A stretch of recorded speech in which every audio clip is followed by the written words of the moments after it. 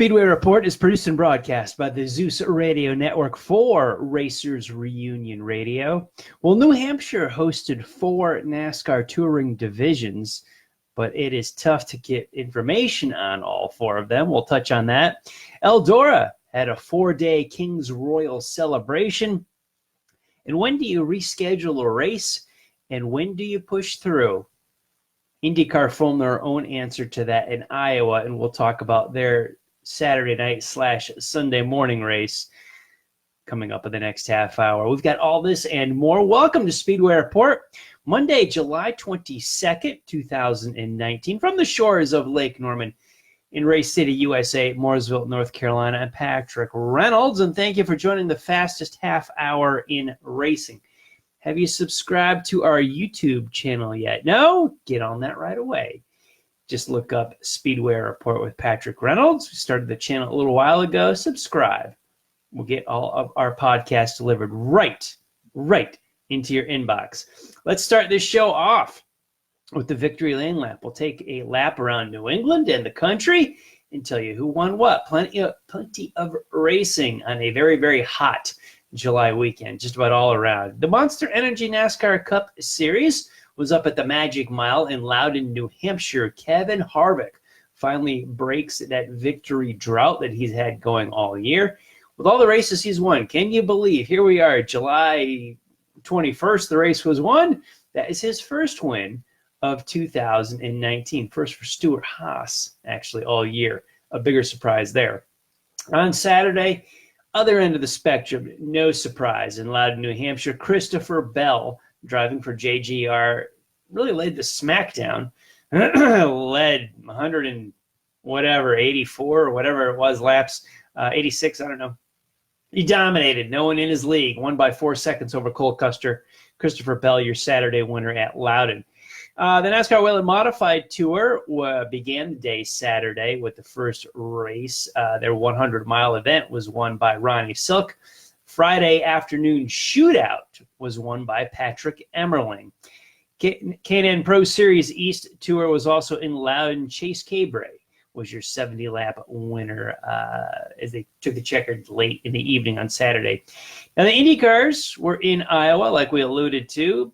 Went green technically still on Saturday, checkered well into Sunday. Joseph Newgarden was your winner. Congrats, buddy of mine, Will Schneider, over on Team Penske. Visited Victory Lane again. Good for him. My road race friends, IMSA was at my home state, probably considered my home track. It's the closest speedway to where I grew up.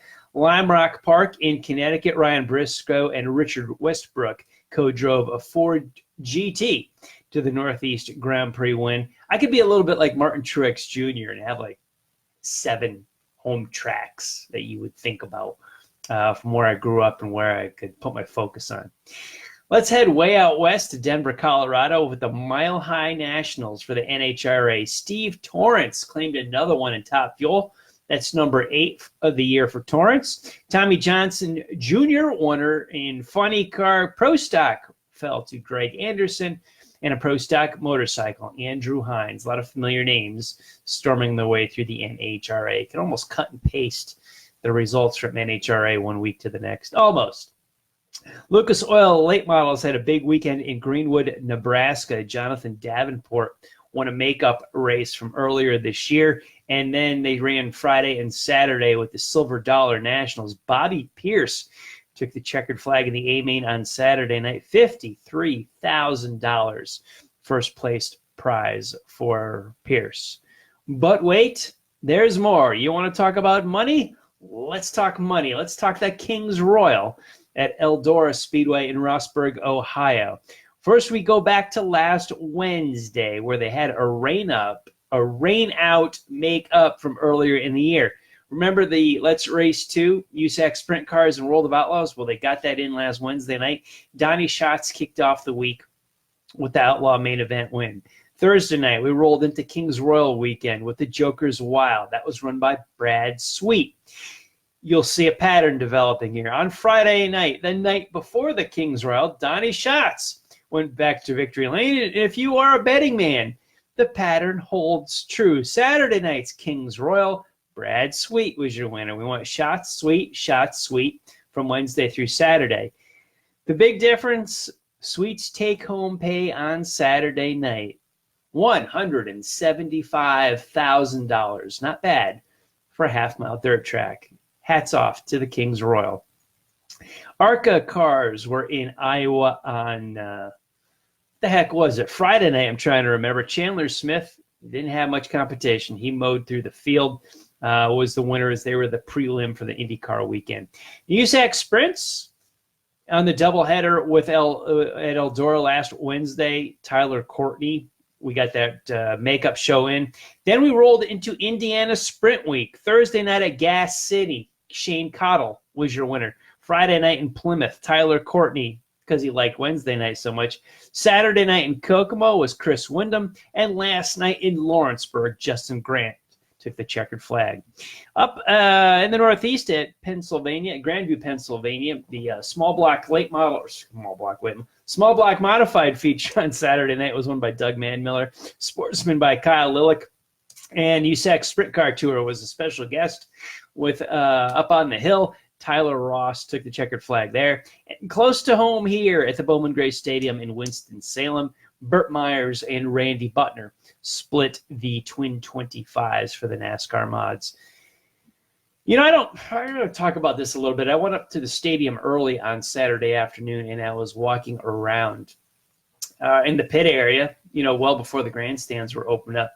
And I was talking to some guys, just kind of looking around and handing out some issues of Speedway Illustrated and CC Racer magazines. And gosh, I was just taking notice of the haulers that were in the pit area at the Bowman Gray Stadium. Now, Bowman Gray does not race for big bucks. We talked about that huge money that was up for grabs at the Eldora Speedway with $175,000 to win the Royal. Even second place was $20,000, and each night was a complete show. So if you didn't want to come in on Wednesday and race, you didn't have to. You could literally just show up on Saturday and race. So it's a one-day show, and it pays $175,000 to win. Over at the stadium, a lot of those modified and sportsman and street stock races, they were well below $1,000 to win. And I was noticing, you know, when we're racing for purses of $300 to win, $600 to win, less than $100 to start, there's teams over at Bowman Gray that are hauling in with double-decker stacker toter homes and 18-wheel, you know, Monster Energy Cup-style haulers. These six-figure and north race haulers towing a race car that races for less than $1,000 for first place, and that's before you ever put gas in it and bought a tire. These are just the haulers.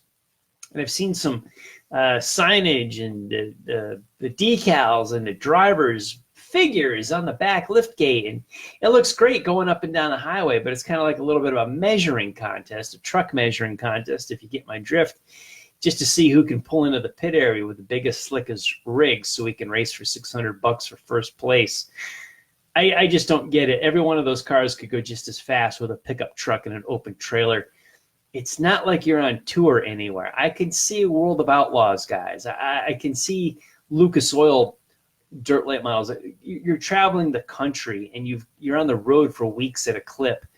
That makes sense to me, to race a Saturday night track when your car isn't really going to race anywhere else and you're a local guy, is to spend that kind of money.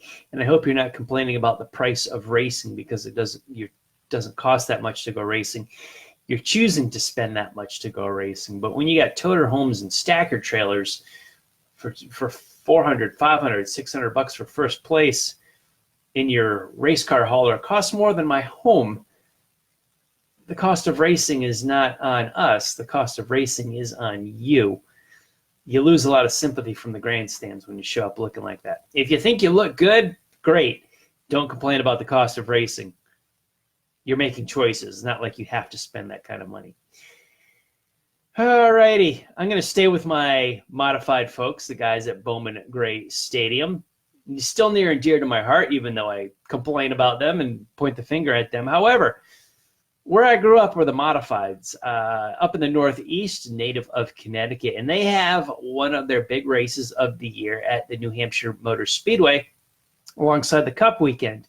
And there, now I wasn't on hand. I was down here in North Carolina. But however, certainly there was a lot of talk about maybe they got the short end of the stick when it came to racing on Saturday afternoon. Let me set the stage for you. The modifieds went into overtime past the 100-lap distance, so they were going to finish on a green-white checker. The race went green on lap 101, and we had an accident that damaged the wall. It was going to take a little bit to repair this, and they wanted to keep the day's schedule for the whole track on time because the Xfinity race coming up right after that was scheduled for live television on NBCSM. And following the Xfinity Series race, we needed to get over to the K&N East Series race, which we didn't want to lose daylight on. A lot of the modified regulars, modified fans, modified followers really took the track or NASCAR or whoever to task for just shortchanging the modified group a green-white checker finish, or at least a green flag finish is what they were going for on this one. Man, this is a tough one. I've always looked at the schedules like that and never thought the track ever allowed enough time for anything to happen in between the events. They've run this triple header for a while, and there's no lights at New Hampshire, where you've got modifieds and then a national touring series and then the East Series. That's been the setup. And when you've got the East Series race going green approximately 6:30 to 6:45 at a track with no lights, you really are pushing the envelope. And the modified race was scheduled for a 2 p.m. green flag. The schedule for the track really doesn't leave any wiggle room for anything bad to happen. Excessive yellows, a bad crash, a weather delay. There's no room for it there. If anything were to happen, the regional series are just out of luck, which we've seen races cut short at the end on the backside of this because of daylight and things run long. But we dive into the Xfinity race because there's these billion-dollar TV contracts, really, which cater to the National Series, the Cup Series, the Xfinity Series, and trucks. Now, a lot of that money is tremendous, the amount of money that gets brought into the sport, but does any of that ever trickle down to the modified series? It never did. I remember when in 2001 or 2000, NASCAR took over the broadcast rights. In 2001, it was under an umbrella package. That was the first year of the broadcast. I remember that.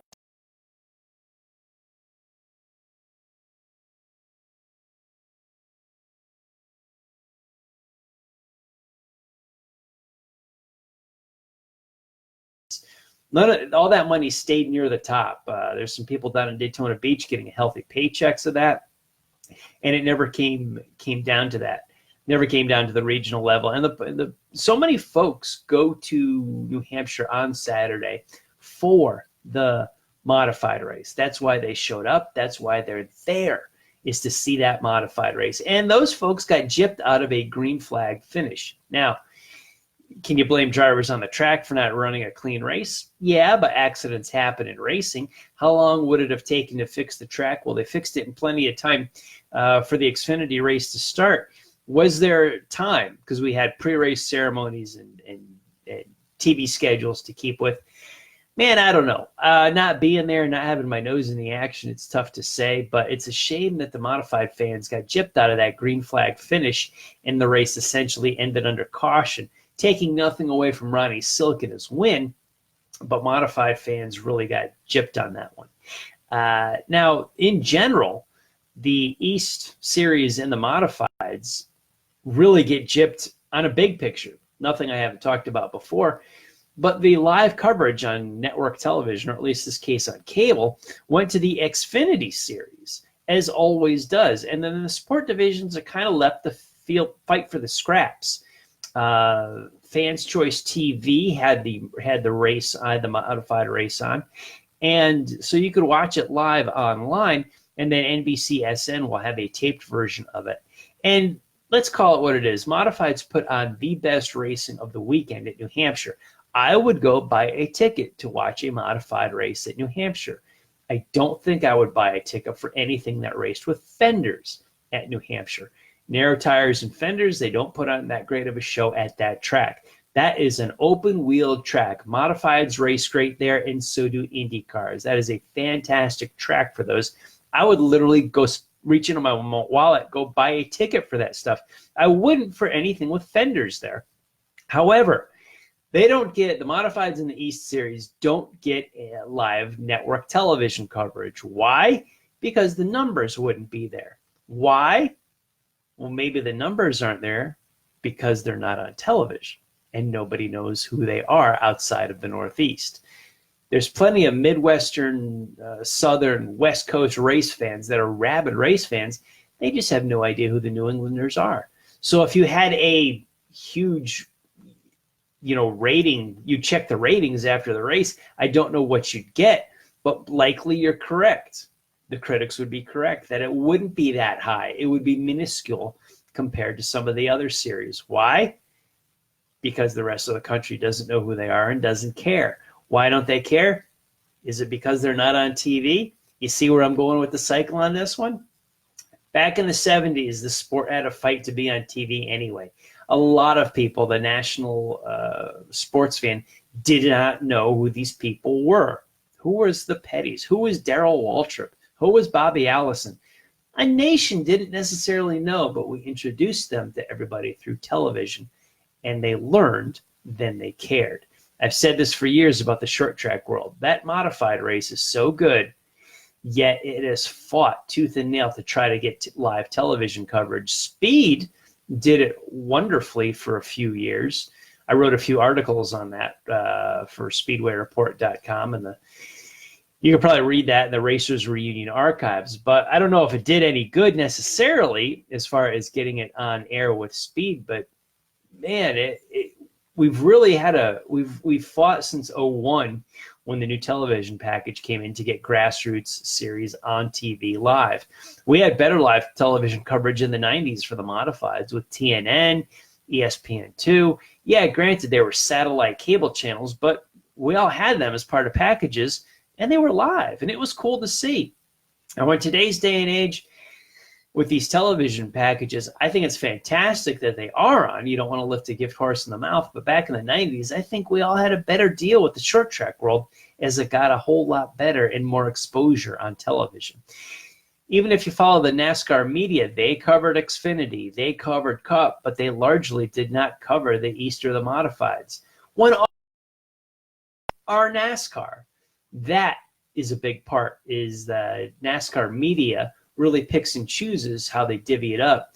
So the national race fan who follows NASCAR has no idea what to make of a modified race or an East Series race. I do put that on the shoulders of NASCAR media, as they pretty much use NASCAR and Cup as synonyms when they aren't.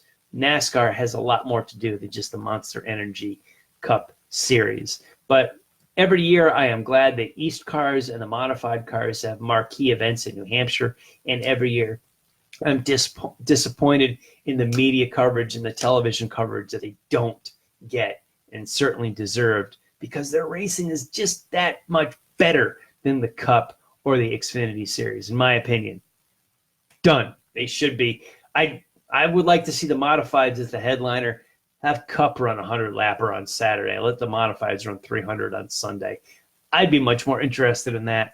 But who am I? I'm just one guy. One guy that did not stay up for the IndyCar race. When do you reign? When do you postpone an event? When do you keep digging? I think when you have your window of opportunity with the weather and the satellites, you keep trucking. As much as I hate it, I missed the IndyCar race on Saturday night. It was in the Central Time Zone, but I'm on the East Coast. The IndyCar race went green on Saturday night after a rain delay. It finally went green at 11:45 p.m. on Saturday night. I was already asleep when the green flag waved on this thing. It went red at 12:15 on Sunday morning, or about, for another rain shower. A checkered flag waved around 2:15 in the morning on Sunday. I slept through the entire thing, but I think that was a better option than trying to get it in on Sunday afternoon, sending people home, letting them come back for television, the media, the fans in attendance, and the race teams. Yeah, it was late, but I think Iowa and IndyCar did the right thing, and it was good to see them pull that off. There's some critics of that How late do you stay? When do you postpone it to the next day? And we all, well, not everybody, but we remember the Snowflake 100 at Pensacola, Florida, that went green at 3:15 on Saturday morning, just a few hours before the green flag of the Snowball Derby that year. Rough one there, rough one in Iowa. Yeah, it was late, but I think they did the right thing. And that's always a tough call. We've talked about that before, too. When do you postpone and when do you keep going? IndyCar kept at it, kept digging. Good for them. I'm glad they got the show in late. There's some critics of that. I think you did the right thing. Now, I'm going to be critical of NASCAR again, as the ARCA race was a support class for the Iowa weekend. Other classes were too, but ARCA was on the docket for Friday night. NASCAR now owns ARCA. We all know the plan of merging the East, the West Series and ARCA, but so much that NASCAR has touched in the stock car world has disappeared, dried up, and gone away. There's so few cars there. I remember, gosh, what we had 18 at Pocono a few weeks ago. They're going back to Pocono this week. We had 18 at Iowa on Friday night. Some of them were starting parks. That doesn't leave a whole lot of cars for a 7/8 of a mile track. There is so much in the short track world that NASCAR has touched that has actually destroyed and withered and seen it go away. If you don't believe me, please look up the schedules for the following tours: the NASCAR Busch All-Star Tour, NASCAR All-Pro Tour, or the Southeast Series, the Northwest Series, the Southwest Series, the Midwest Series, or the NASCAR Southern Modified Tour. When you find those schedules for 2019, please send them out to me. I'd love to see them. There's a whole lot in the short track world that when the big boys get their hands on it, it just doesn't go well. So much has flourished, kind of like that TV money.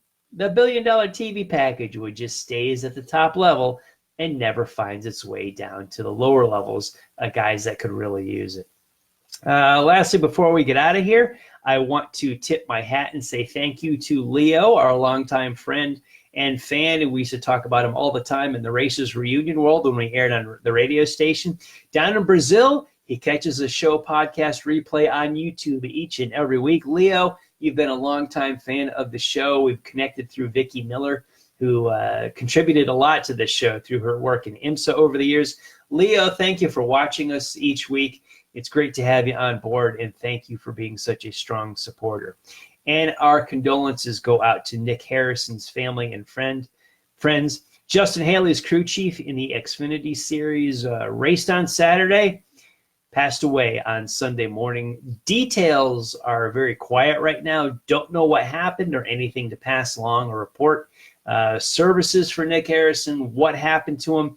A tragedy is he is only 37 years old, but sorry to pass along that.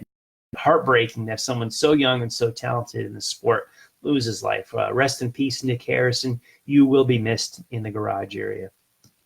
And one more thing, to keep up our weekly process of tipping our hat to Motor Week Illustrated, where we got our start with Dave Despain, the inspiration and foundation for the show, with our Speedway Report Racer of the Week. Last week, it was no contest. Robert Wickens, easily our Racer of the Week. I had a lot of strong performances this week, a lot of good racing. Tyler Courtney was there. Joseph Newgarden was there. Eventually decided our Racer of the Week will be the winner of the King's Royal and one other race during the week at Eldora. Brad Sweet, $175,000 richer, and also the Speedway Report Racer of the Week. In between our broadcasts, keep up on the world of auto racing with SpeedwayReport.com. This broadcast and all of our past shows are uploaded on the site. We've got some racing articles to read there as well. Upload of this broadcast and all of our past ones are on our Facebook page, Speedway Report with Patrick Reynolds. On Facebook at Racers Reunion. You can also catch up with me on Twitter at Speedway Report and at Speedway Pat. RacersReunion.com podcasts are in the forum. Catch up with me on Instagram as well. Speedway Pat, go figure. And please, like I said at the top of the show, subscribe to our YouTube channel, Speedway Report, and you can get a hold of me on LinkedIn as well. Big thanks to everyone who joined the live feed for the conversation during the show tonight. This weekend coming up, go see a race at a track near you. Dirt tracks, ovals, paved tracks, drag strips, road courses, I don't care. I want to see you at a racetrack this weekend, and give me a little love on that on social media. I want to see where you are. I want to thank all of the military past and present for the freedoms we enjoy as Americans in our daily life, including the simple things like bench racing right here on a Monday. Freedom is not free, and a veteran paid that bill for us. To all of the men and women who are defending freedom and watching Speedway Report, take care of yourselves and come home soon. A special salute to the teachers, school staff, firefighters, police officers, and paramedics in our own communities. They are quiet and modest heroes every single day. God bless and thank you. You have been watching Speedway Report from the shores of Lake Norman in Race City, USA, Mooresville, North Carolina. Please like our Facebook page, Speedway Report with Patrick Reynolds, and follow me on Twitter at Speedway Pat. Now, on the Drag Racing List Facebook page next is Drag List Live. We got Bill, John, and Barb. Got the Drag Racing World covers for you, so head on over to Drag Racing List right here on Facebook. Now, I will be back live here on Facebook next Monday, 1 week. That will be Monday, July the 29th. We will look at NASCAR Cup at Pocono, IndyCars at Mid-Ohio, NHRA in Sonoma, California, and a whole bunch of short track racing. Our condolences go out to the family and friends of Nick Harrison. Thank you all for watching. Well, I'll see you next week.